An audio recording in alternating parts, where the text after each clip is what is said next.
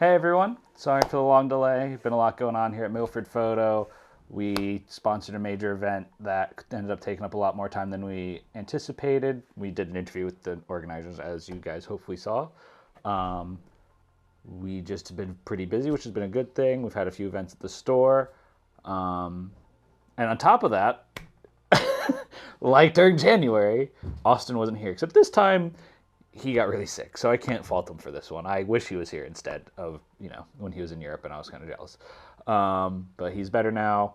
We're getting back to filming some videos. We're going to be changing up our shooting schedule just to make it a little bit easier on us. We're going to probably be trying to do twice a month, so every other week, I believe, if I math that right. But math isn't my strong suit. I guess technically, if we do every other week, we might get 3 in a month. Who knows? That'll be a little surprise for everyone involved. Me, you, Austin. Um, so yeah, we're going to be changing that up. We'll see where this goes. We're going to be doing some of these types of videos that's going to follow me, this intro, where we talk about gear or types of shooting and stuff like that. Just kind of sit down and talk. We'll do some like little photo walks where we try out stuff. We'll do some tips and tricks. Might convince some people here that do some specialty things to show us how they do it, like doing some sensor cleans and stuff like that. So maybe some how-tos.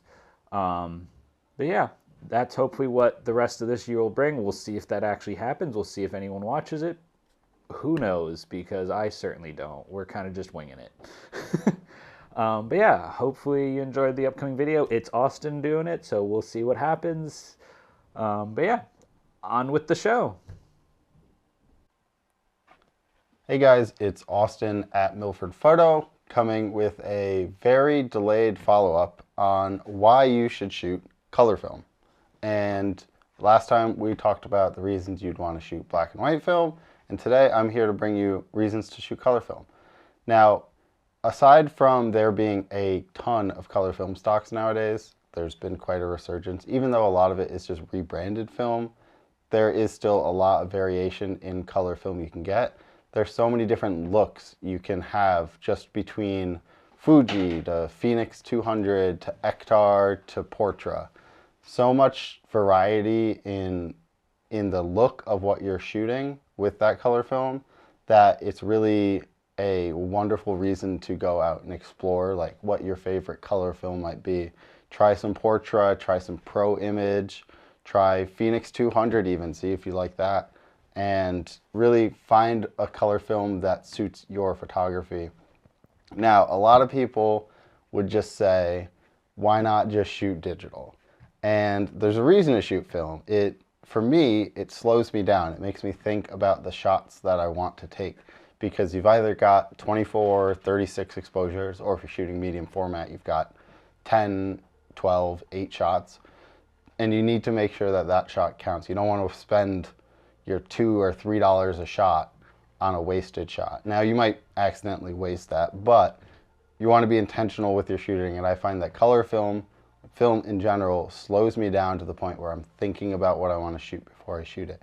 And I've got some great shots just because I waited for the perfect time, and I took the shot and I got it. And that's something with digital, I'd shoot a dozen photos and then maybe I'd find a great one, but you're wasting energy, efficiency in just shooting more than you need to. Color film in general just really slows you down.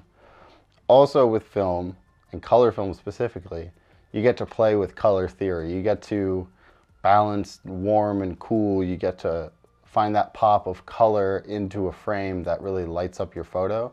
It's kind of like a William Eggleston. I've been very inspired by old color film photographers like Joel Meyerowitz and his Cape Light series. There's just a lot you can do with color film that allows you to capture scenes and memories and moments with all the clarity and intention that you want.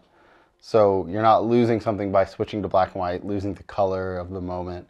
And black and white is great in some instances. I just don't shoot it a ton because I prefer being able to capture light and shadow and those warm golden tones across a sunset or anything like that that you just won't get with black and white. Color film really has a lot of latitude in how much you can expose it, overexpose it. So you can expose for your shadows, and then keep the highlights in, because the film has so much latitude that you can really nail down any kind of exposure you want, and you'll probably get the shot with color film. It is pretty forgiving on most film stocks, kind of like black and white, but with color you're also getting the benefit of having everything in color. And social media, to be honest, as much as this might suck, color film's the way to go. More people look at color film and like the photos on Instagram, and more people will reach out to you, recognize you, whatever. It's really about those tones. People love the tones and vibes of color film. And while that's not an exclusive reason to shoot color film, it definitely is something that'll help get you popular. And if you enjoy the attention of photography, then you can, I don't know. Oh God, it's going off the rails. Now, while PJ might come at me and say, you know, you can develop black and white so much easier, you can do it at home in your bathtub, your kitchen sink, whatever. You can do it at home with color film as well. It's a little more tricky, you need a little more temperature control, and you need more steps, but you can do it.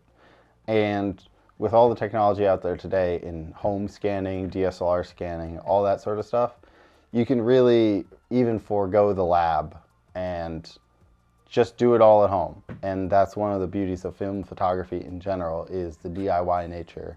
3D print yourself a film holder, point your camera at it under a light table, and you're good. You can scan your film. And you have a lot of control in that at home, because you can rescan and edit and play with things however you want. And with color film, you can get very different results in how you scan it. So having that minute control over the little details when you scan it really can make your image pop, and you can pull a lot out of a negative that you might have thought wasn't that great to start. Again, there's so much variety in color film that it's really just worth experimenting. Try the funny films, try the weird films, try the cinema films, try slide film, anything that you just might find appealing. Try it out, find your home. For me, that's been Portra 160 in gold, in 120 specifically, and 4x5. But you know, you might find that you really love Phoenix 200, or you love Pro Image or Ektar. Any of those are great films as well. It's just, you have so much experimentation to do, and you can play with so much with color, different times of day. Maybe you want to shoot Cinestill 800T at night. Maybe you want to shoot 50D at night and cause yourself a lot of pain and suffering. Who knows? But one thing I'll close on is just experiment with film in general. Keep it alive. Keep film alive and going. And buy more film. Shoot more film. Scan more film. Are you just saying all the hashtags at this point? Yes. Close. And cut. No. Yeah, okay. Bring the film over photo, even though you said don't develop it at a lab. Buy all your film. Buy chemicals. Yeah. Definitely make sure to check out, I don't know. Okay. Thank you for watching the video. Yeah. Be sure to stop by. We have film. I got it. Thanks for watching this video on why you should all shoot and experiment and love color film. Make Black sure. and white's better! Nope. I don't want to hear it. I don't know why I did that. Make sure to stop by Milford Photo. We have all the different film you see here and plenty more. Come by to get your film developed, come get it scanned, buy your chemicals here to do it yourself, anything like that. But we'll see you in the next one. Thank you.